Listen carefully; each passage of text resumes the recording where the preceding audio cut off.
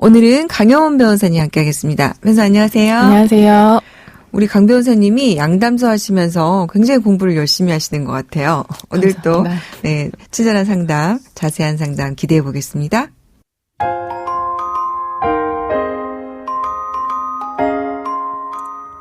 (5년) 전 남편은 집을 나가 다른 여자와 동거를 시작했습니다. 우리 부부에겐 자녀도 없었고 더 이상 남편을 기다리는 것이 무의미했죠. 결혼 25년 차 되던 해 남편을 상대로 이혼 소송을 제기했습니다. 그런데 1심 판결이 선고되는 날 남편은 자신 앞으로 든 8건의 생명보험의 보험 수익자를 동거녀로 변경을 했습니다. 이혼 소송은 계속해서 진행되었죠. 그러던 중 남편은 췌장암이 발병했고 대법원 판결을 기다리던 중 암이 급성으로 번져 세상을 떠났습니다. 저희에겐 자녀도 없고 시부모님도 돌아가셔서 제가 유일한 상속인이었습니다. 남편은 생전에 투자 사업을 하고 있어서 수입이 상당했고 보험금도 매월 200만 원씩 납입하고 있었습니다.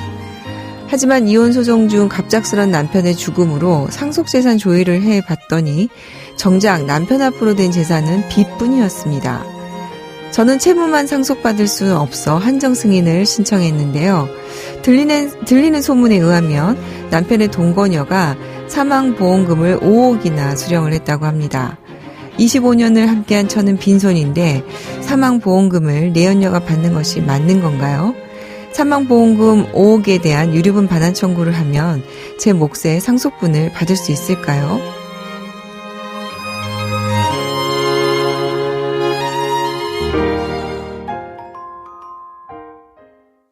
네.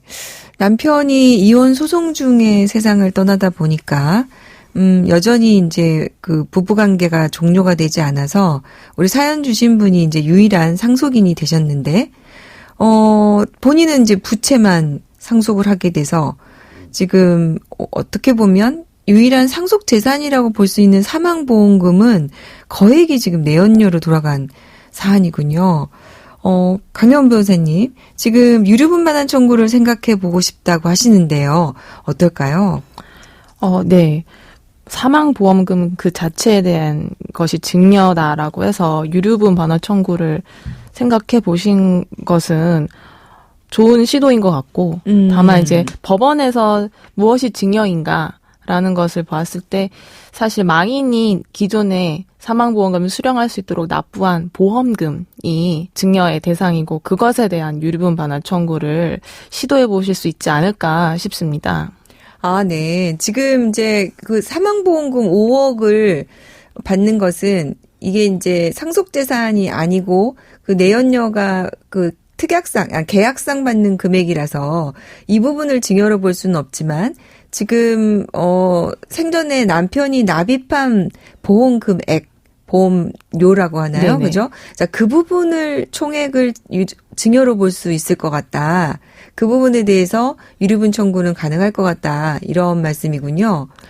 지금 보통 이제 유류분 반환 소송은 공동 상속인 간에 이루어지는 걸로 알고 계시는 것 같은데 지금 상속이 아닌 제3자 이런 경우에도 유류분 반환 청구가 가능합니까? 예, 할 수 있습니다. 유류분 반환 청구는 반드시 공동 상속인에게만 행사할 수 있는 것은 아니고요. 망인이 생전에 제3자에게 유증이나 증여를 한 사람에게도 행사할 수 있습니다. 다만 제3자에게 유류분 반환 청구를 행사하려면요. 두 가지 조건이 있습니다. 네. 첫 번째는 상속 개시 1년 전에 증여를 받았어야 됐고 두 번째는 만약에 1년 전이 아니더라도 당사자 쌍방이 증여 당시에 유류분 권리자에게 손해를 가할 것, 즉 가해 의식, 가해 인식이 있어야 합니다. 추가로 대법원은 제3자에 대한 증여가 유류분 권리자에게 손해를 가할 것을 알고 행해진 것이라고 보기 위해서 몇 가지 이제 예시를 덧붙였는데요. 네. 첫 번째는 당사자 쌍방이 증여 당시에 증여 재산의 가액이 증여하고 남은 재산의 가액을 초과하는 것을 알았던 사정이 있었을 것. 또 두 번째는 장래의 상속 개시일에 이르기까지 피상속인이 재산이 증가하지 않을 것이라고 예견하고 증여를 했어야 하고 또 이때 가해의 인식은 증여 당시를 기준으로 판단해야 한다고 하고 있습니다. 네. 이 사안을 보면 이제 그 남편이 그 전에 아마 암이 발병하고 본인이 뭔가 세상을 떠날 수 있다 이런 사정을 예견할 수 있었고 보니까 이제 빚밖에 없었다고 하는 거 보니까 아마 이런 부분은 잘 입증이 되지 않을까 그런 생각이 드네요. 그러면 이런 요건을 좀 갖췄다고 한다면 그 다음에 이제 궁금한 것이 유류분 부족액은 어떻게 될까? 그게 궁금한데요. 강 변호사님 좀 쉽게 설명해 주실 수 있으실까요? 예, 유류분 부족액을 계산하기 위해서는 먼저 기본적으로 유류분 산정의 기초가 되는 재산액을 확정해야 되는데요. 네. 이 재산액은 피상속인이 상속 개시 시에 가진 재산에서 생전에 제3자든 공동상속인이든에게 증여했던 재산을 다 더하고 제3자의 경우에는 이제 1년 전이 원칙입니다. 상속 개시 시에 채무가 있다면 그 채무도 다 공제해서 산정을 합니다. 그러면은 유류분 산정의 기초가 되는 재산액에서 민법상 정한 유류분 비율을 곱해서 유류분액이 산정이 됩니다. 네. 그러면 이 유류분 부족액은 방금 산정한 유류분액에서 유류분 권리자가 만약에 유류분 권리자가 생전에 망인한테서 받은 어떤 특별 수익이 있다면 그것도 공제를 해야 되고 상속 재산에서 그 남아있는 상속 재산에서 받게 되는 게 또 있다면 그러한 순상속분액을 공제하는 방법으로 산정했을 때 만약에 미달한다. 그러면 그 미달하는 그 금액이 유류분 부족액이 됩니다. 네. 그러니까 이제 일단 먼저 그 유류분 대상되는 상속 재산을 하고 거기에 비율을 곱한 다음에 그동안 받았던 것들을 빼서 그래도 부족하다면 그 부분을 준다. 뭐 이렇게 크게 보면 이렇게 설명할 수 있겠군요. 네. 이런 사연과 비슷한 대법원 판례가 있었다면서요? 예, 최근 대법원 판례가 있었는데요.